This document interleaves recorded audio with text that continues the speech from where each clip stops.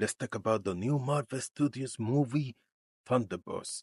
In this movie, we are following a group of anti heroes being put together on a mission only to find out they have been set up.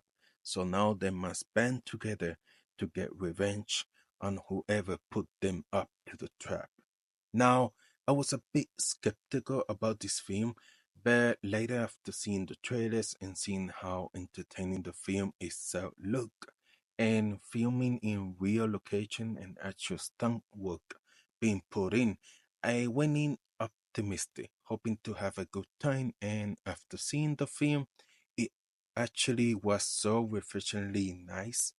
It brought me back to the days of the old MCU, getting into some of the good, the team itself. Okay, yeah, they might not have a lot of variety in the power set, but chemistry wise and everything they brought to the film itself, especially Taskmaster, like, oh my goodness, her screen time is awesome. But I'm joking. But now, back to being serious for a bit. Florence Pugh, she is the star, the lead of this film, and she carries it. And she's actually a good replacement for Black Widow in the universe. Not so much because she's able to fill in that gap, but just because her character itself is just very unique. The movie opens up with a monologue by her that just really captures her character as a whole and how she feels about the things she does as a Black Widow. That to me is just a unique angle that they are playing off. Is these people who are kind of a father and daughter, but not really because they were Russian spies. Is great. Florence Pugh gives the best performance of this movie. Back to David Harbour, the dude is hilarious. I love him as Red Guardian does what Marvel actually does well. Whether you like some of the projects they put out, like She-Hulk or Falcon the Winter Soldier or a Black Widow movie, the characters themselves are written so likable, so entertaining and enjoyable. So getting an ensemble piece like this really highlights why they work so well together and why we love that this is a crossover universe where they can interact. Also, Wyatt Russell, he plays the lovable a-hole, the guy who is kind of a dick in the room, but yet you still root for him. You still feel bad for his shortcomings and you totally understand why he could never be Captain America. But there's a part of you that is like, I still want you to win, buddy. No point even to comment on how great Sebastian Stan is as Bucky in this movie. He's amazing. Hannah John Kamen as Ghost also has some standout moments, particularly in her power set and the fight sequences, but also though she even had good chemistry within the group. The other standout to me that I wasn't expecting all that much from was Lewis Pullman. He's the mysterious character that I think if you have been glued to the MCU news, you know who is going to end up being in this film, but just referring him to him as Ba for now because they do say his name like 50 times in the film, and each time it's just as funny. Really solid job here. And the things they were able to anchor in with his backstory, how broken of a character he is, where he comes from, and how members of Thunderbolts can relate to that. It was such an unexpected part of the movie and gave the Thunderbolts a really thematically serious tone. Don't get me wrong, this movie is still funny, and in fact, I feel like this movie goes back to the days of balancing the humor really well, where hey, we're making a joke, we're doing some dumb dialogue here and making you laugh. But there's also a lot, and I mean a lot of serious topic and things that everyday people struggle with. particularly with self-worth, that the movie actually took seriously, that you could have that in this movie heartbreaking moment and the sentence of or paragraph of whatever character says then end up in a punchline. That's what I miss in the NCU. Is like let us breathe into some of these heavy moments and not ruin it with a joke.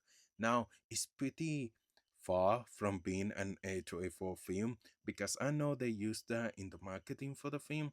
But even with that said, the way they explore this theme of failure, of wanting to be fulfilled, feeling like feeling like you have a bigger purpose in life and you're just not reaching that. We all have little moments like that. And that gave it that A24 feeling. So I appreciate that. I also really enjoy the action sequences in here. I won't say they're anything like big standouts or even the best action scenes in the MCU, but I think because the movie does such a great job with the team dynamic and kind of highlighting slightly different abilities, those action sequences just end up feeling more impactful. Another giant bonus is that for the most part, this is a standalone film, and it does a wonderful job of filling you into the backstory of a lot of these characters, mainly because their backstory and how empty they feel inside is important to the story. But this is a movie where I don't think you have to see Black Widow or Falcon and the Winter Soldier or Ant-Man and the Wasp to understand Ghost's story. They fill you in pretty well here. And while the story and movie might reference events that happen in the MCU, they do talk about Captain America Brave New World and the president who just turned into a red monster, and it still focused on his own story, not just wanting to set up the next thing here.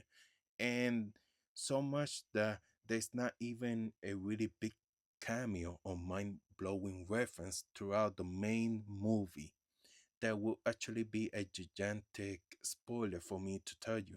It's not worry about that kind of a fan service. And again, that's just what brought it back to old NCU is when they were trying to tell a fun, entertaining, and self-contained story, then at the end they tease you a bit of what might happen next. And the teasing here is awesome. So stay for those two post-credit scenes, especially the last one. Whoa. The character of Sentry, it looks really cool here. I love the suit, and he has one incredible action scene. And there's a lot of potential with this character, and yes, I feel that the character is overpowered here. Like Captain Marvel, I think even so much more. And his power set is visually stunning. Now, I will admit there are going to be some things I really do want to talk about, but I can't because of spoilers. But to me, at the end, some of the characters' motivations didn't make sense to me, and I can't really go into details. But other things that I thought held the movie back was the pacing of the film. I was not expecting how much time the movie was going to focus with these characters in that death trap. You guys have seen it in the trailer, the moment where they're all fighting each other and trying to figure out, wait, someone sent you, someone sent me, what is going on here? A really big chunk of the movie is kind of them at this facility in place. So the pacing felt a little off in that sense. When getting into Bob's character and who he ends up becoming, I still think it was brilliant, and the way they used his backstory to kind of connect the Thunderbolts and give this movie a real serious thematic theme. But when kind of separating that with just him as who he becomes, that part feels slightly rushed, a little convenient, Moving on to Val, Julia Louis Dreyfus, she's excellent here, but e- everything Val does in this movie and what she ends up by the end of the film, I'm kind of like, I don't know if all of that is making that much sense. And that's where the movie started facing from standalone, telling their own story to, yeah, we also have to set up this thing so we can end up in Avengers Doomsday. So the ending feel kind of a cut short or rushed through, just just to get the Thunderbolts in exactly the place they needed to be for that movie. Still, this is a fun time. It's a really great MCU film, and I'm really excited to see these guys in Doomsday.